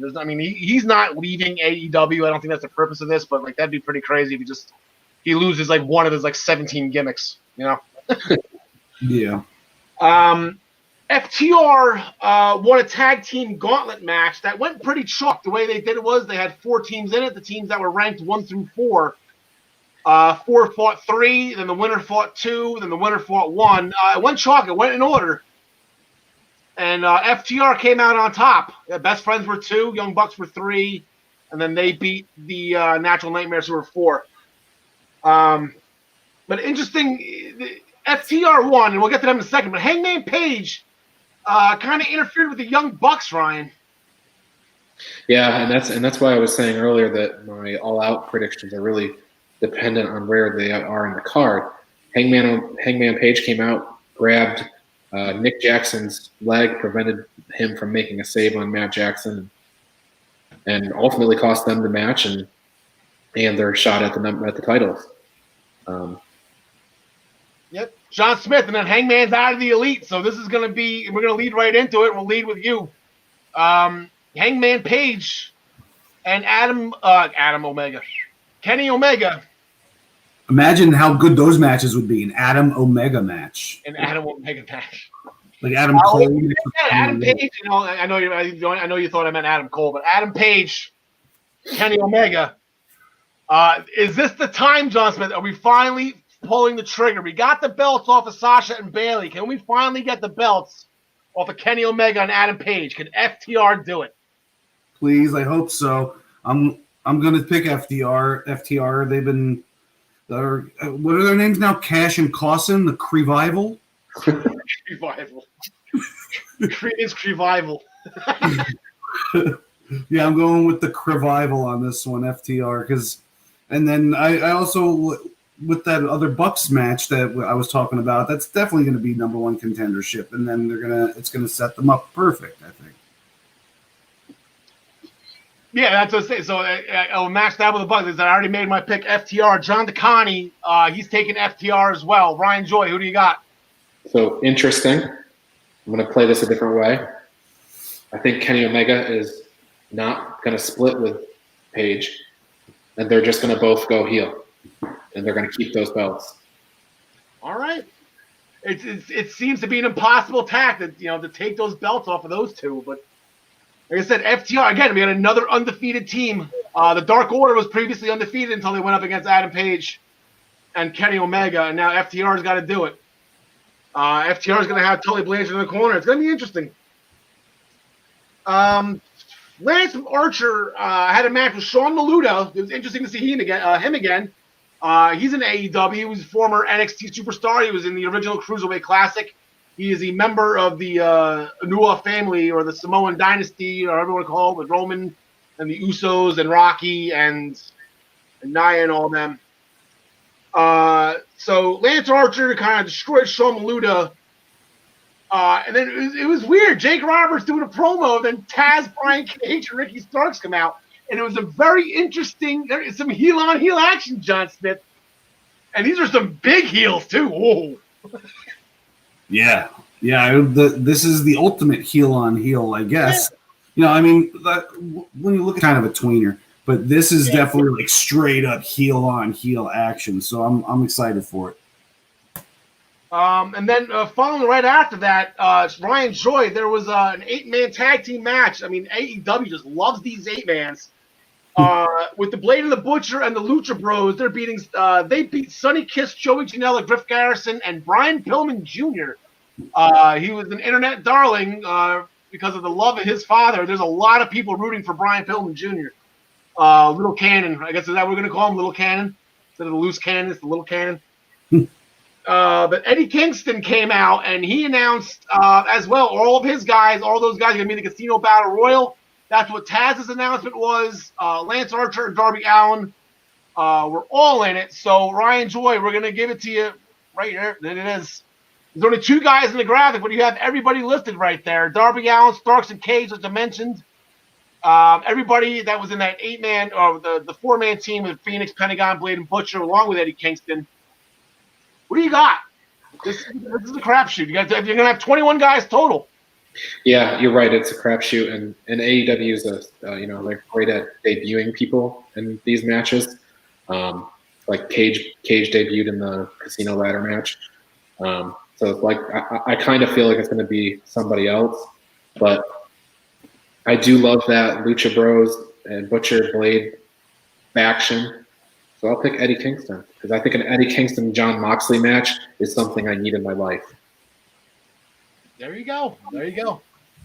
John Smith, who do you got? I love Eddie Kingston, but you're not going to make me change my pick this time. I'm going with Lance Archer. I think it's the consolation prize for having him lose to Cody the way he did. So this is for a title match, so I got Lance Archer winning it. Yeah, I'm going to go with Lance Archer as well. He was focal. He was in the focus point first. It was him and Darby Allin. John DeConnie's actually he's going with Darby Allin because he's going the other way from me. Lance Archer. If they're going to, now is the time for him. Get him back going again. If he's going to beat, throw him in there with the first group of guys. Get him like 10 eliminations out of the 20.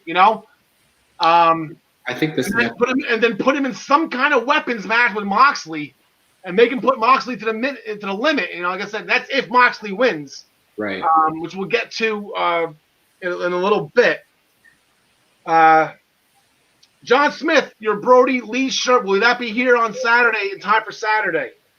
Well, it's in transit as we speak, so I don't know where it's coming from, but yeah, I mean, it should be here by Saturday. All right. Hopefully we get to see you wear it. We got to take a picture if you wear it or not. The Dark Order had their celebration of Brody Lee winning the TNT Championship. He went on to make he officially named Anna Jay as an official member of the Dark Order now, so that'll Shivani keep on saying during the Deadly Draw. She's not a true member. She's not. That's all put to rest. Anna Jay is in. She's actually recruiting Ty Conti as well, her tag team partner from that tournament. So more to come with that. Because Ty Conti looked excited to be asked. But then Brody went on how nobody can touch them. Nobody can touch him or the Dark Order. Dustin Rhodes, QT Marshall came out, followed by Scorpio Sky and Matt Cardona. And that's what we have. Again, another 8-man tag from AEW. We have the Dark Order members. We got Brody, Cole Cabana, Evil Uno, and Stu Grayson. That's the top notch. That is the cream of the crop of the Dark Order. And they're going against, I guess, Team Cody, if you want to call him that. That's the Nightmare family, along with his best friend, Matt Cardona, and then Scorpio Sky. Throw him in the mix. John DeConnie, any reason to go against the Dark Order here? My name's John Smith, and yeah, there's no way the Dark Order's losing this match. The Dark Order's going to dominate for a while. Yeah, they said if Brody Lee gets the win here, it's not going to be him being the one being pinned, Ryan Joy. But if they lose, the poor bastard that gets pinned in the Dark Order is going to have a boot so far up there. Oh, yeah, give me just a second while I get my Kool-Aid. No chance Dark Order loses this match. All right, John DeConnie, here we go. John DeConnie's also got the Dark Order. I've got the Dark Order. Like I said, hopefully that's a pretty cut and dry match. Ryan Joy, I'll go with you first on this one. I know you were excited for it. We have an interpromotional match as the NWA Women's Champion, Thunder Rosa. She's challenging the All Elite Women's Champion, Hikaru Shida. And in promotional warfare, champion versus champion for Shida's belt. A little background quickly on Thunder Rosa, and then who you got? Thunder Rosa 5-0 with victories over recognizable names like Melina. She also has a couple victories over Allison Kay. I think that's the name people will know. I'm going to go ahead and pick Thunder Rosa. Wow, really? I know it seems ridiculous, but I'm going to do it. Why not? You know what, YOLO. You only live once, right? I'm not betting against Shida. John DeConnie's got Shida. John Smith, who do you got? Yeah, I got Shida also. I wouldn't mind being wrong on this one. That would be shocking if Thunder Rosa is walking around all Becky Two Belts. That'd be pretty cool. This is the pay-per-view where I'm doing my wild A predictions.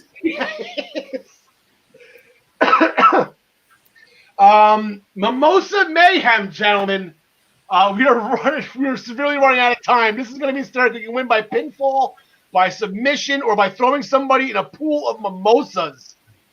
This is the coup de grace, the grand finale, match 3, the rubber match between Chris Jericho and Orange Cassidy. John Smith, who do you got?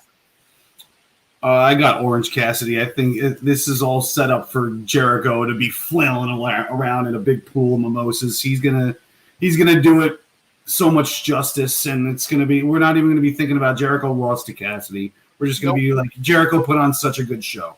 Exactly. I completely agree with that for that reasoning. John DeContie completely agrees with that. Ryan Joy, who do you got? Completely agree with that. The segment will close with Orange Cassidy drinking a mimosa from the. Yeah, there you go. I forgot to put the graphic up right there. Jericho's 6 matches. There we go. 9-6-3 for Orange Cassidy. And then before we get to the main event, Jon Moxley has a match on Dynamite tomorrow night against MJF's lawyer. And if this lawyer doesn't show up, then MJF forfeits his title match. So that should be interesting. But then the main event, there you go. The AEW Championship, Jon Moxley will defend against MJF. Again, an undefeated challenger going against an undefeated champion in singles action. Like I said, MJF has never been pinned in AEW, and he will be sure that you know that. He says it a lot. Brian Joy, you haven't gone first in a while. Who do you got in this one? So much of what I've said before is kind of hinging on Moxley winning, but I really feel like it's MJF's time.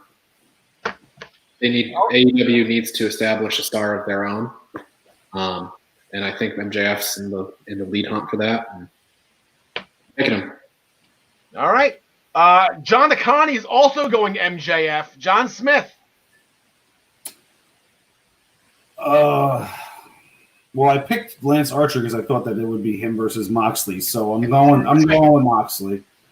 Yeah, I got Mox too. I just, regardless of the Lance, actually, I had Moxley winning this before I picked Lance Archer. I kind of picked Archer because of Moxley, not because I'm not picking Moxley because I have Lance Archer guaranteed.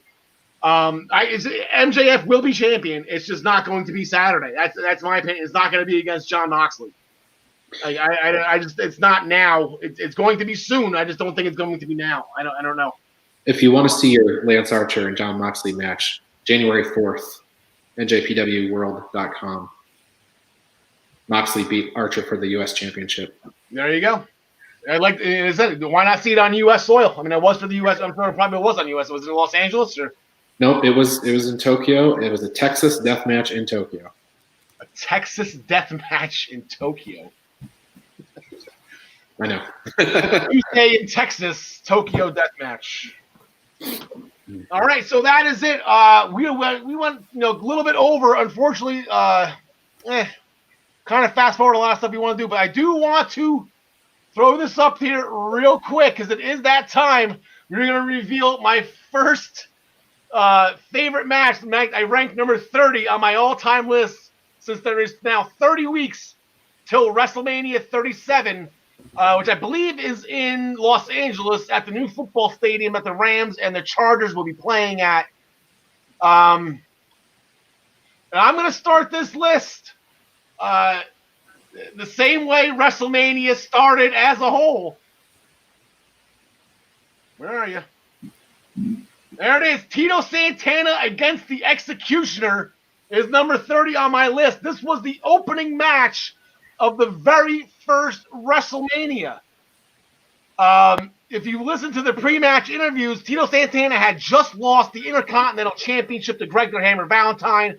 The Executioner was hell-bent saying, I'm going to work over your leg, but it ended up being a flying forearm followed by the figure four leg lock and the win for Tito Santana, who at that point in time was the all-time wins leader in WrestleMania history.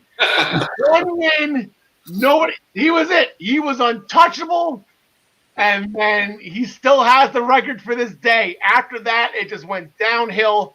He lost the next 7 consecutive WrestleManias, a 7-match losing streak that still holds to this day as the longest losing streak in WrestleMania history. He is the reverse Undertaker. But he started off with the win, and that's how I'm going to start off my list. Like I said, we will continue now. This week we have 30 weeks to WrestleMania. Get excited. Like I said, we went a little overboard today. We got to make sure we're off in time for Super Tuesday. We got NXT. We have Impact. We have 2 World Championship matches tonight. We also hopefully that the New York Islanders can eliminate the Flyers. That will completely make my night. Join us again next week. I have no promotions to do today. I do believe I botched a guest name from last week. So I think they're going to hold off me on reading promos for the time being. I'm going to put this back up here. Please subscribe to the Body Slam Brigade newsletter from minutestobelltime.com. That is Ryan Joy. That is our Elias First Bureau of Professional Wrestling. And like I said, please come back with us. Episode X8, John Smith, you're going to have to wear that shirt again unless Brody Lee wins, and I want you to wear the Brody Lee shirt. Please join us again next week, 6 o'clock. Same channel, same tube. We're on Facebook, YouTube, the I-95 Sports Network, Blackjack Media Networks, all that fun stuff. Thank you so much for watching. For Ryan Smith from Minutes to Bell Time, thank you for summing in today, coming out of the bullpen. We can really appreciate it. For John Smith, my name is Al Karl. Thank you so much for watching. Tyler Adelle says hi.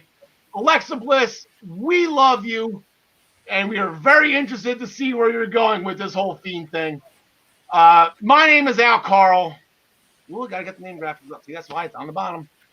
Thank you very much for watching. We appreciate what's the line? Thank you so much, and we wish you the best. There it is. See, John DeCon is off 1 week. I completely forget the tagline. And we wish you the best in your future endeavors.